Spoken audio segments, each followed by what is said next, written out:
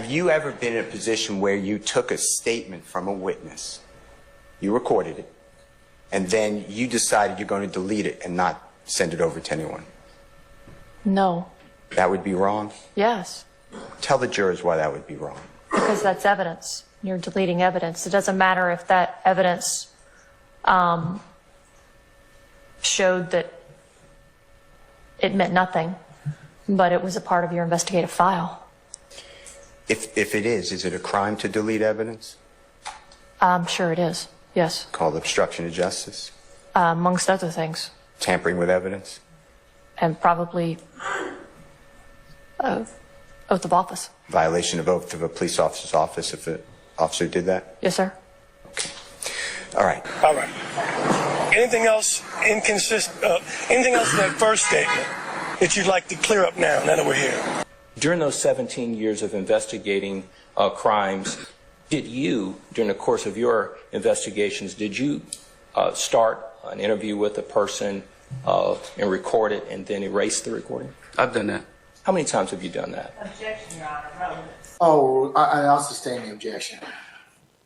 Did you, during the course of your investigations, did you start an interview with a person and record it and then erase the recording? I've done that.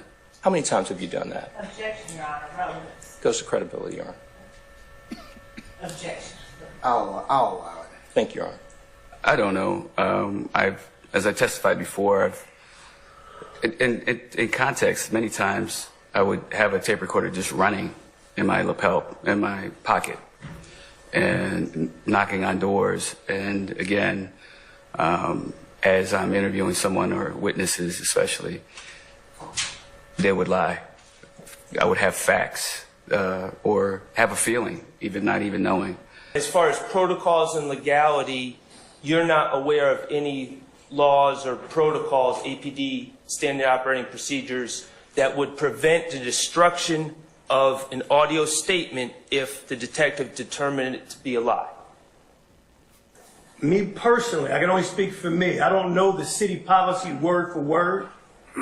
David Quinn Jr., homicide detective, working 19 years in that field, I never destroyed anything. I can't speak for other detectives. I don't know the rules. I don't know all the rules for APD. There's reference to a first statement, and if Mr. Nava-Flores wants to clear anything else up from the first statement he gave. I remember that well. Okay, and you would agree that there's, that clearly establishes that there were in fact two statements given. Okay, only one given to me. I can't speak to whoever that law enforcement official was that Nava-Flores spoke with.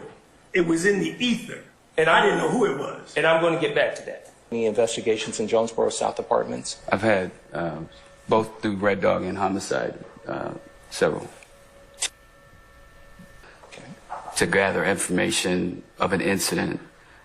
Generally speaking, my experience with reading SOPs they're very general of what you should do in a certain circumstance. The controversial unit was called Red Dog. Chief C.J. Davis led the unit during her time with the Atlanta Police Department. The unit was disbanded more than a decade ago after officers were accused of using excessive force and violating Atlantans' civil rights. Rovon Wells alleges her son's death back in January was set in motion when a similar unit launched here in Memphis.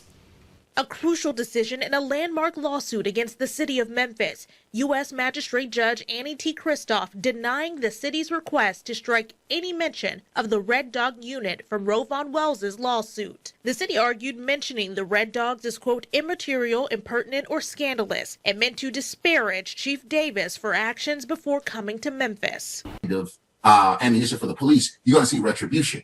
Well, what we also saw at this point in time was an influx of guns. And much of this is for this reason that we see the establishment of the Red Dog Police. Now, I want to give you all a little bit of understanding about the Red Dog Police. There were some serious conversations taking place in the 1980s, particularly 1987, with what was to be done because crack cocaine had become a public safety issue. I will tell you all this. Crime was up astronomically in terms of what we know. And because of crack cocaine, we really see it take place on the west side, southwest, south side, and east side of the city. While you have the Atlanta hustlers in Atlanta, On the east side, you have down by Law, which is the Glenwood area, Candler Road area. So you begin to see how this becomes a turf war. So what happens is because crime had become such a problem, in 1987, crime in the 7 major categories of homicide, sexual assault, robbery, aggravated assault, burglary, larceny, and auto theft had increased by 18.4% than the previous 2 years. And so as a result to curtail, and much of this has to do with crack cocaine. As a result to curtail this, the Atlanta Public Safety Commissioner George Napper created the Red Dog Unit in April of 1988. This is just before the Democratic National Convention, and I'll get to that in just a second. But what's particular about this is that the Red Dogs were a group of 25 to 30 of the fittest and most able-bodied police officers. In the first few months, they had 721 felony arrest case. They were headed by Lieutenant H.B. Goldhagen of the Special Operations Unit or Section for the Atlanta Police Department. One of the things that becomes very clear here is that because crime had become issues, City Hall decided that because crime was bigger, police needed bigger guns. As a result of this, now, there is this kind of misnomer that on the streets that the Red Dogs stood for run every drug dealer out of Georgia. Now, that's cool on the streets, but the real reason it received the name Red Dogs was because the whole idea was based on a linebacker blitz package for the Georgia Bulldogs. There's a blitz package called the Red Dog Blitz. And if you know anything about football, a blitz is done where all responsibility is shunned, and the idea is to discombobulate and knock down your opponent to the point where they'll make mistakes. This is how the Red Dogs went. They would go in, they would knock people out, they would break jaws, and we'll get into their excessive force a little bit later. But what's unbeknownst about this is that there are two movements going on that are afoot. The first in the city of Atlanta was that Atlanta was seeking to win the Democratic National Convention of 1988. And for those of you scoring at home, what you begin to know and understand in terms of President Jimmy Carter is at that time, he was the last Democratic president to be elected.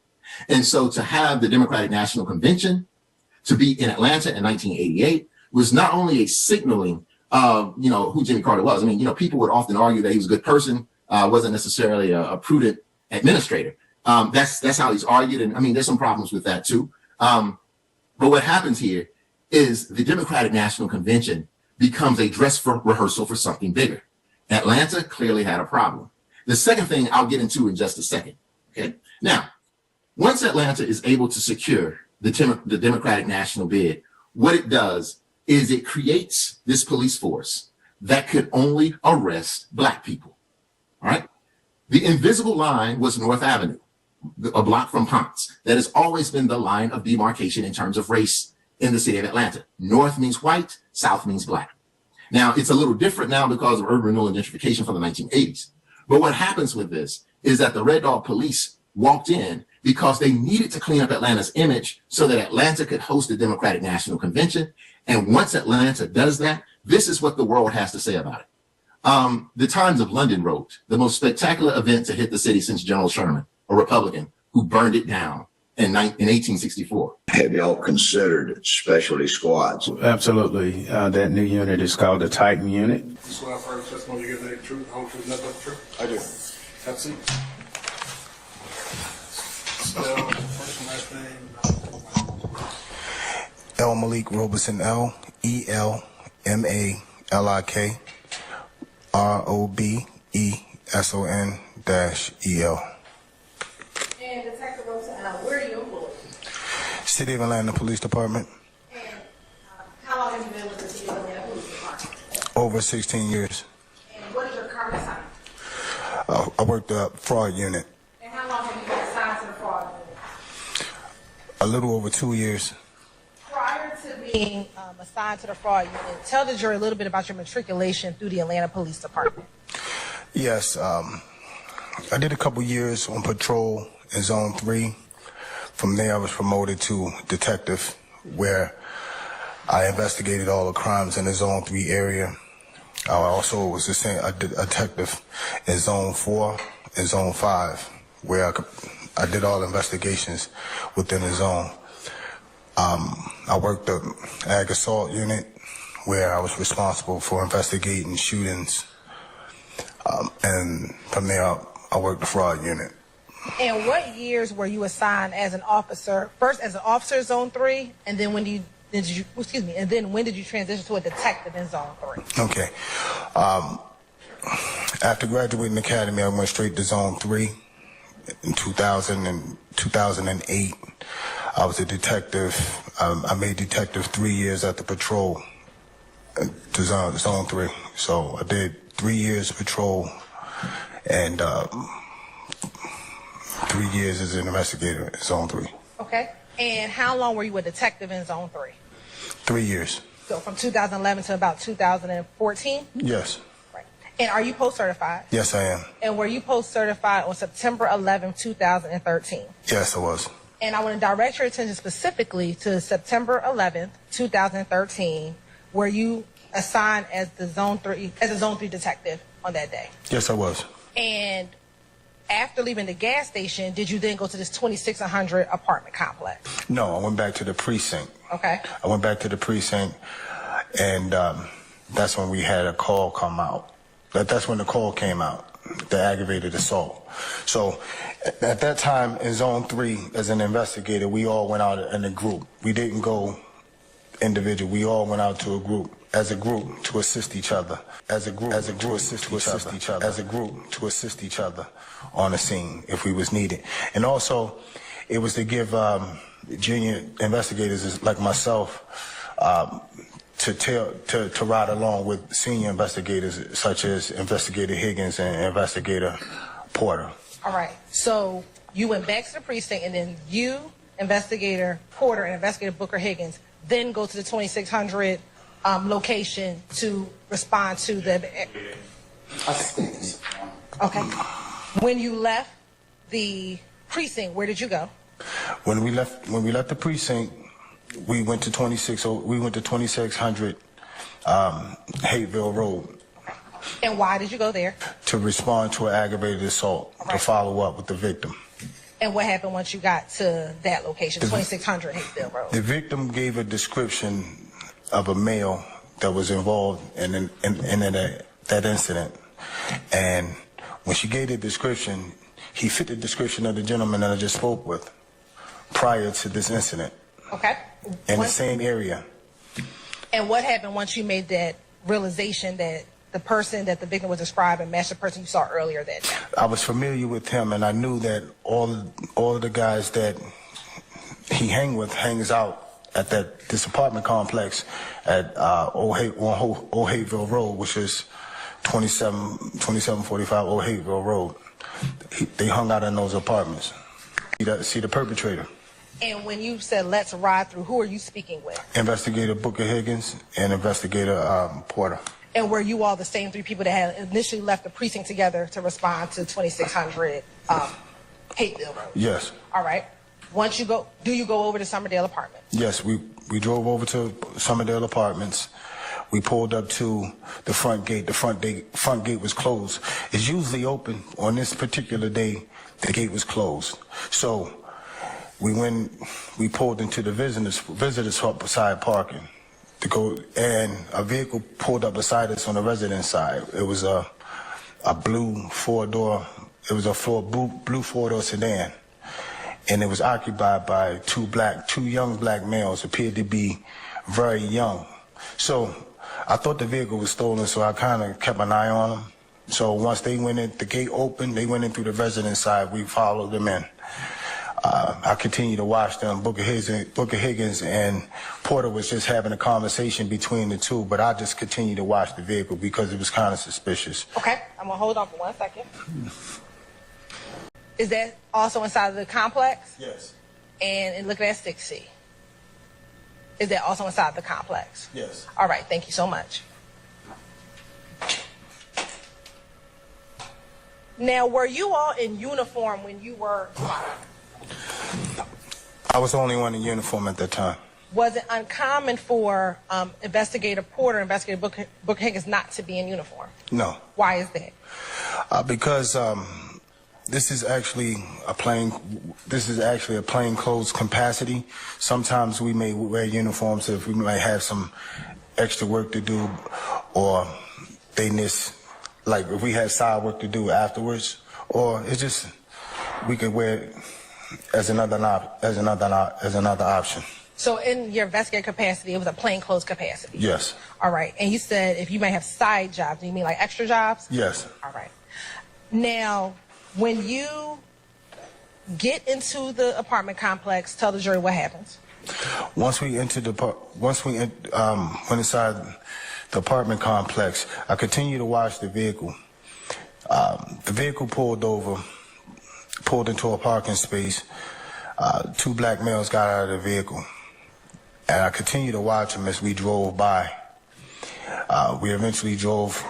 Investigator Porter eventually drove past them and just continued to drive to the back of the complex. Let me ask you this. Were the individuals that got out the car the initial suspect that you were looking for? No. Okay. Continue on. Okay. So we continued to travel to the back of the complex. Before we could get all the way to the back of the complex to go around, we heard gunshots. We heard a series of gunshots. I said, those are gunshots. They thought they were fireworks, but I said, no, those are gunshots because it sounded like a series of shots. I said, Porter, turn around. So when she turned back around, we started heading back. I saw a gentleman with a red shirt running behind another male shooting. So I said, Porter, go, go, go. So eventually, I thought Porter missed him. She didn't see him. I thought she didn't see him because she was ready to drive by him. So I just said, stop right here. And I jumped out of the car and I had my weapon. I told her to pull out on the radio, which is mean, just let radio know where we are and what's going on. I didn't have really much time to communicate because I was reacting to the incident.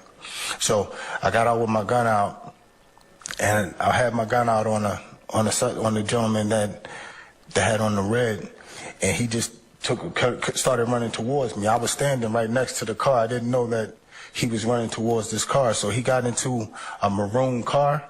He jumped into the rear back seat of a maroon car. So I got close up on the car so I could see inside the car. I wanted to, so I told everybody, let me see your hands. Put your hands where I could see him. I looked at the driver in the car because I stood on the angle so where I could see into the car, see everybody. And the driver looked me in my face, revved the engine, put the car in drive. And as he pulled off, I jumped out the way and I shot a shot. And he hit he hit investigators Porter's. He hit the car with the 2 investigators in it because they never got out of the vehicle. So he hit them, and I fired another shot after that. At this time he's being reckless. The whole incident, they was being reckless. My life was in jeopardy. My partner's lives was in jeopardy, and so was everybody else's lives around us. So the vehicle just sped off at a high rate of speed out of the apartment complex. He smashed the front gate. And once he smashed the front gate, he went up in the yard right directly across the street from the apartment complex. And from that point on, he went out of my sight of view. I think he went off the side. He went off the side of the embankment. Investigator Porter and AC went off behind him, followed behind him. I was standing there, and I called for assistance. And that was the end of the incident from my perspective.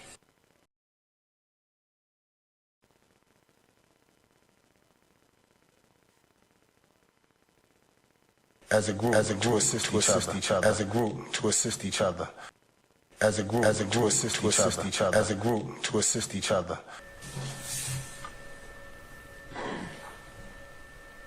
First, looking at 25C, first, is that the apartment complex? Yes. No. No. Is it yes or no? Sorry. I can't tell. Good afternoon, sir. Good afternoon. It is Robeson L., is that correct? Yes. And tell me your rank. Detective. Detective. All right, thank you. Just got a couple questions for you, if you don't mind. Let me start where you ended. You were asked about whether or not there was an investigation. And there was, in fact, an investigation on this date, right? Yes. Now, this was back in 2013, a little bit over 10 years ago. True? Yes. All right. And the investigation that you were talking about was the investigation into you discharging your firearm, correct? Yes. All right. But in fact, there was a larger investigation in regards to the incident that took place out there on that day. True? Yes. All right. Did you have anything to do with that investigation? No. You did have to give a statement, though, didn't you? Yes. You had an attorney. Is it Rachel Samuda? Is that the attorney's name? I don't remember. I think that's her name. Yes, I mean, it's 10 years ago, so it was a long Yes. time ago, right? Yes. All right. But you remember that you were called upon to give a statement about what happened on that day. Yes. Now, this is September the 11th of 2013, and here you are at the Summerdale apartment complex, correct? Yes.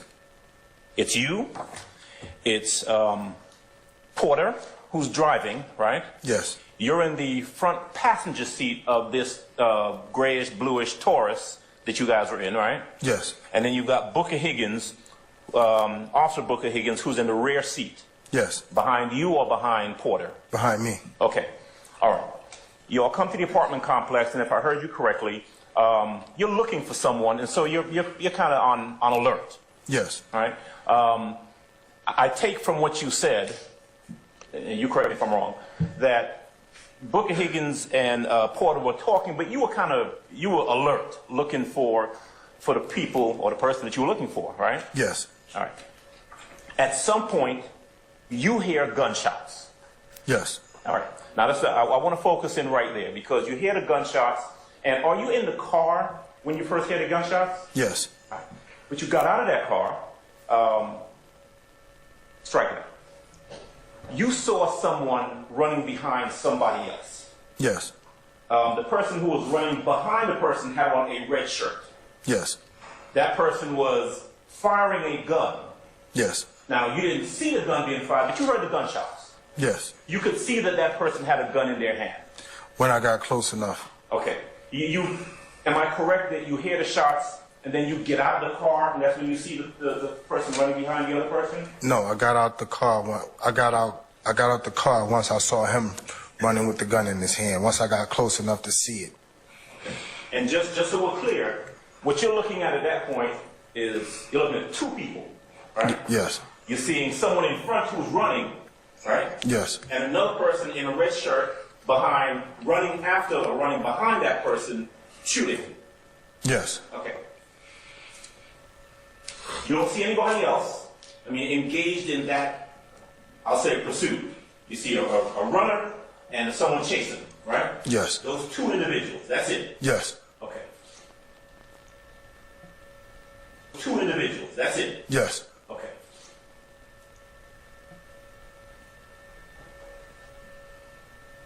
You yell something to the effect of, drop it or let me see your hands, something like that. Police dropped the gun, yes. Okay. Now, at that point, the person is still running, right? Yes. All right.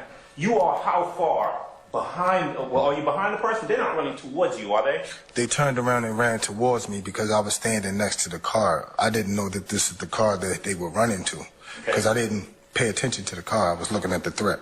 Okay. Yes. All right. So let me make sure I'm picturing this correctly. If I'm you, right? This is you, and the two people we're talking about are a ways in front of you. Yes.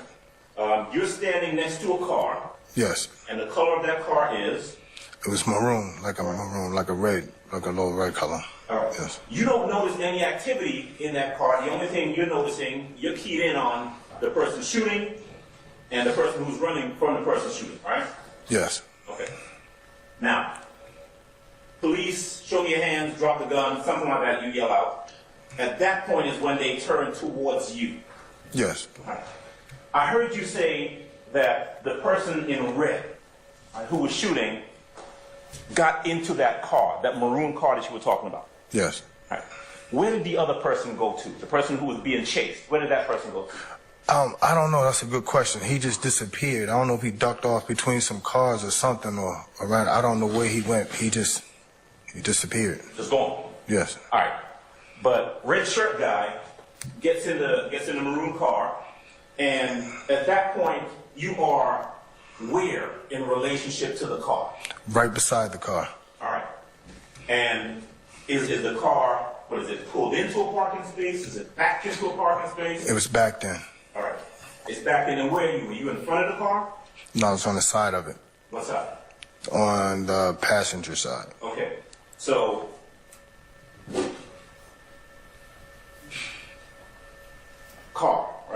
Yes. Driver side, passenger side. You're on this side. You're on the passenger side of the car in the front. Yes. Okay. And you said that the person, red shirt guy, gets in where? Where does he get into the car? He got into the driver's side rear back seat. Okay. Driver's side, rear back seat. And then you said, your words just a little while ago, is that you locked eyes with the driver of the car. Yes. Okay.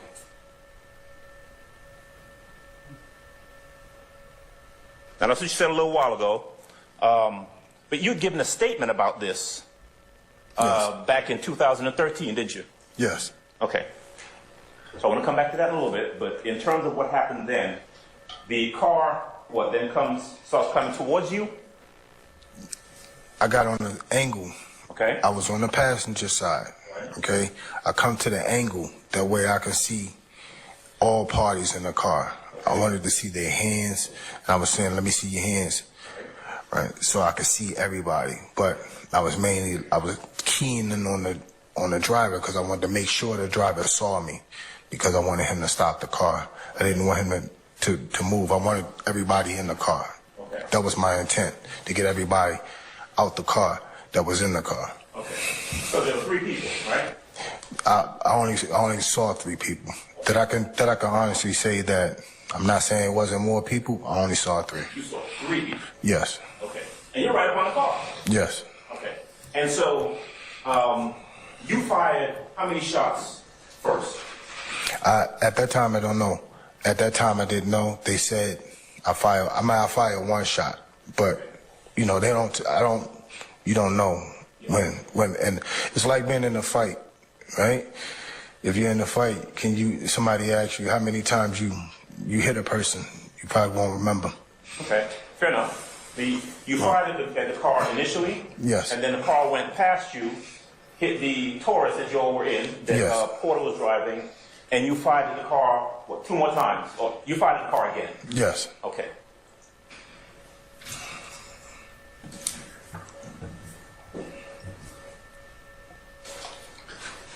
You see the car head towards, and we saw the photograph earlier, the I guess front entrance exit of the subdivision, and Porter and Booker Higgins are in the vehicle and they take off after that car. Yes. Okay. You don't see where the car goes. No. Did you see where the car ended up? Yes. No, I saw it when it closed, when it went up on from where I was standing. You could see it went up in the front yard across the street from the apartment complex. But after that, I was familiar with that area, so I knew where it went. Eventually, when it went off the side, it went into the laundromat. Okay. Did you ever go down there? Yes, that's where I told you that's where the Winnebago was. Okay. Yes, I went up, I walked up to the front of the complex because I was looking for Booker Higgins and AC because that was my ride. Okay. And they were my partners. Did you at some point, after all of this takes place, when I'm saying all of this, the shooting, the car driving off and going through the gate, did you at some point have a conversation with Booker Higgins and Porter after that? And I'm not asking you to say what they said, but did you have a conversation with them? Not really. They separated us. Okay. Who was that? Because it's considered a quote unquote officer involved shooting? Yes. All right. So you got 2 investigations going on at the time, right? You Yes. got investigation involving your shooting and the investigation involving the entire incident that took place. Yes. Okay. You were called upon. Were you ever called upon to give a description of the person you saw shooting, red shirt person? Yes. Okay. And you were able to do that, right?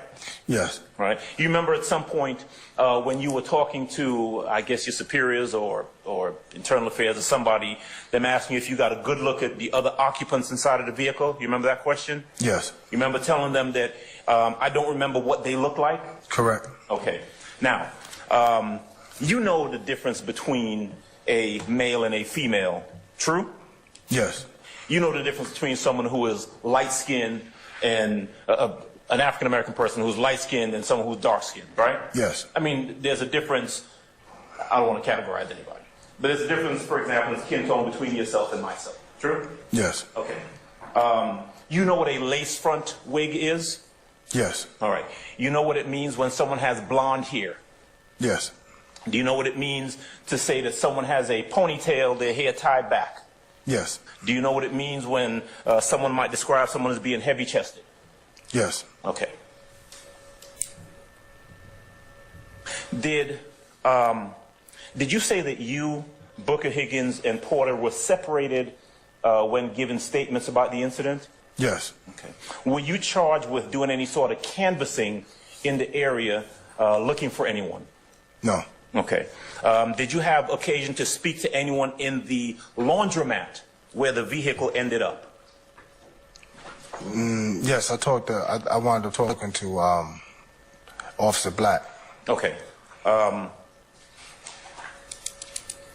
Officer Black, but what about laypersons, citizens, regular non-police folks? No. Okay. All right. Did you at any point tell any of the investigators or any other officers on the scene that that the driver of the vehicle was a female? No. Okay. Did you at any point end up telling any of the officers or investigators on the scene that the driver of the vehicle would have had blonde hair and a lace front wig? Did you tell anybody that? No. Okay.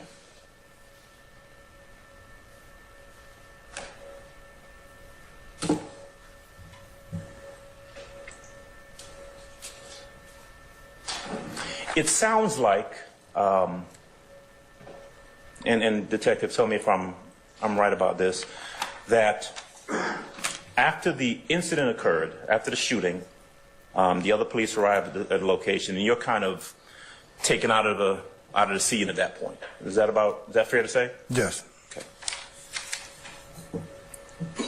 They took your weapon, didn't they? Yes. Did they find the shell casings that came from your weapon that was fired? I don't know anything about the incident. Okay. So in terms of what was found at the scene, evidence, shell casings or not shell casings, anything like that, you weren't involved in that and you weren't advised of the findings, the physical findings at the scene? They didn't tell me anything. Okay. Did you have any dealings with the vehicle, that maroon vehicle that we're talking about, after it left the location and ended up over by the laundromat? No.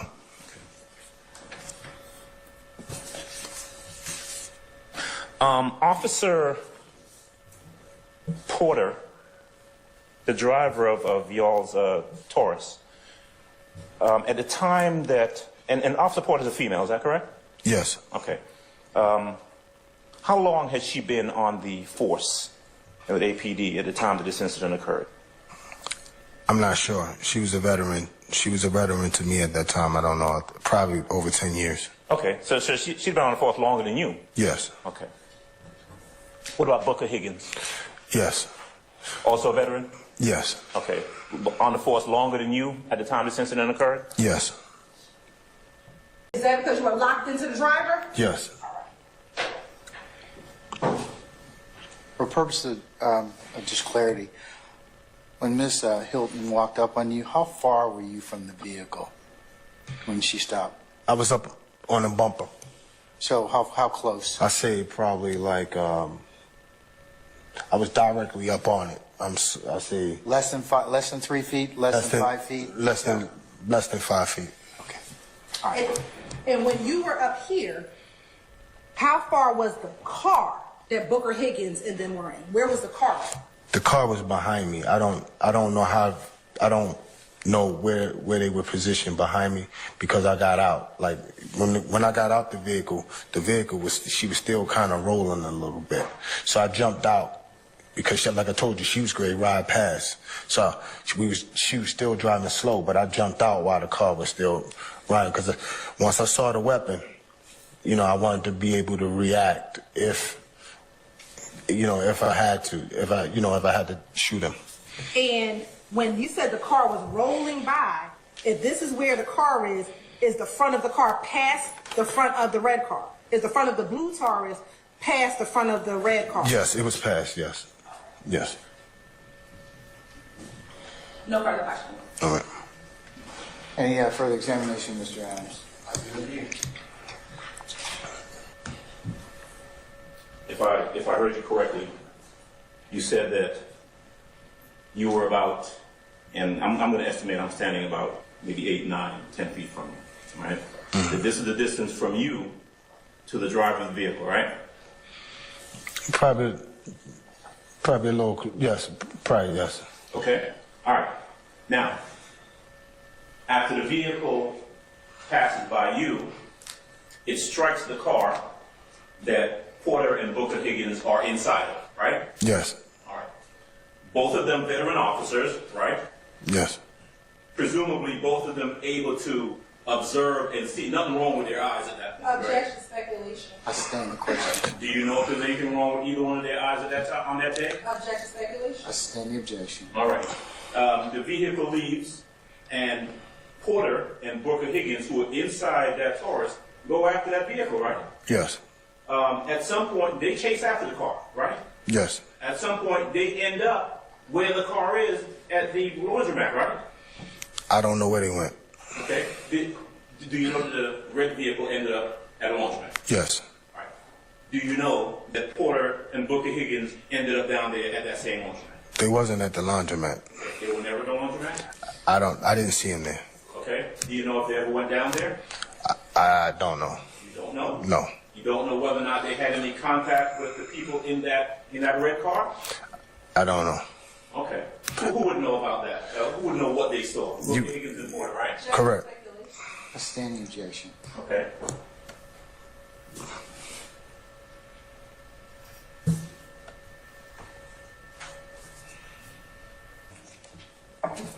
At any point when this investigation was going on back in 2013, 10 plus years ago, did you, were you ever asked about whether or not the person who was driving that vehicle was a male or female? No. No one asked me. I don't know. And you never opined, you never said to anyone back then it was a male driving that vehicle, did you? I just told what I saw. I just told whatever's in that statement. I didn't see no woman. Yeah, but you didn't see no one. I didn't see a woman.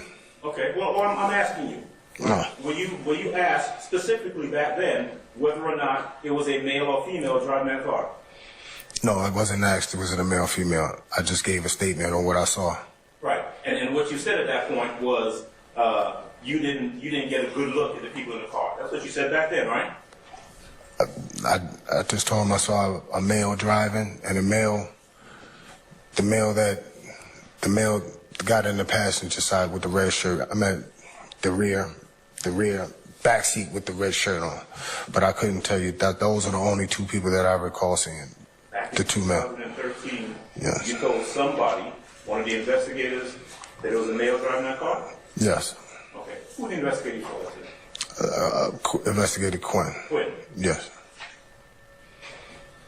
Killed in an officer-involved shooting, says new surveillance video contradicts the officer's original story. The highlighted part of your screen shows the moments leading up to the gunfire. This was in the parking lot of the Atlanta Police Annex. Channel 2's Matt Johnson is live at the Annex today, and Matt, the district attorney's office acknowledged there might be some inconsistencies there. The camera right there captured the deadly officer-involved shooting that happened right here in this parking lot. Today, that video is raising new questions about how threatened the officer actually felt before firing that shot. The mother of 24-year-old DeAndre Phillips says newly released video in the case of her son's death was painful but necessary to watch. When I first saw the video, I already automatically knew he was innocent. The video is from a January 26 officer-involved shooting at the Atlanta Police Annex in Northwest Atlanta. Watch as two plainclothes Atlanta police officers approach Phillips's car because they said they smelled marijuana smoke. A minute and a half later, there's a confrontation between Phillips and 11-year veteran Yassine Abdul-Ahad outside that appears to continue inside the car. For some unexplainable reason, Officer Abdul-Ahad then jumps fully in the vehicle against all policy and procedure. The family's attorney believes the officer is fully inside of the vehicle when he opened fire and not partially hanging out of it like he originally stated. Attorney Elchris Stewart says the other officer's actions are important as well. But if it was such a threatening situation of his partner being dragged, his weapon would have been drawn. Investigators later found a weapon in the car and marijuana on Phillips, but the GBI confirmed to me the marijuana was not lit. The entire reason for Officer Abdullah going over to the car was a lie. The Fulton County DA's office will be the ones to decide if they'll file charges. When this happens, that officer needs to be held accountable. Now, Atlanta Police sent me a statement that reads, quote, "The department is appreciative of the GBI's efforts and willingness to conduct an impartial investigation into our officer-involved shooting. APD places enormous value on transparency and objectivity and will accept the findings of the GBI's investigation." There's steps that could have been taken that would not have gotten us to this point where there was so much angst and frustration. Concerning the controversial police shooting of DeAndre Phillips, Atlanta Police Chief Erica Shields communicated to us that communication needs to be much better. We can improve on our performance here. Communication with the community. We're not looking to hide anything. But especially communication with Phillips' family. She says APD brass should have spoken to the family sooner. The communication to the family was not what it should have been. And she says moving forward, the police department needs to do better communicating with all families who have lost a member in an APD shooting. The way it went down in this incident will not occur again. She says it's a tricky situation. The GBI provides an outside investigation of APD shootings. It's critical. And the district attorney, Paul Howard for Fulton County, or Sherry Boston if the shooting happens in Atlanta DeKalb, will make key prosecution decisions. But what we did not anticipate was that we, APD, would still be on the receiving end of all the questions. The chief says she's already talking to Howard about a better way to communicate with the public and families, and she'll reach out to Ms. Boston. Through this lack of communication, it allowed for people to just imagine the worst and take the story off in directions that we never anticipated. And she's glad DeAndre Phillips' family has seen video from the APD annex of the shooting, though she says it's not the best quality and she's waiting to find out how much it can be enhanced. But she's committed to letting the chips fall on the side of justice, whatever that is.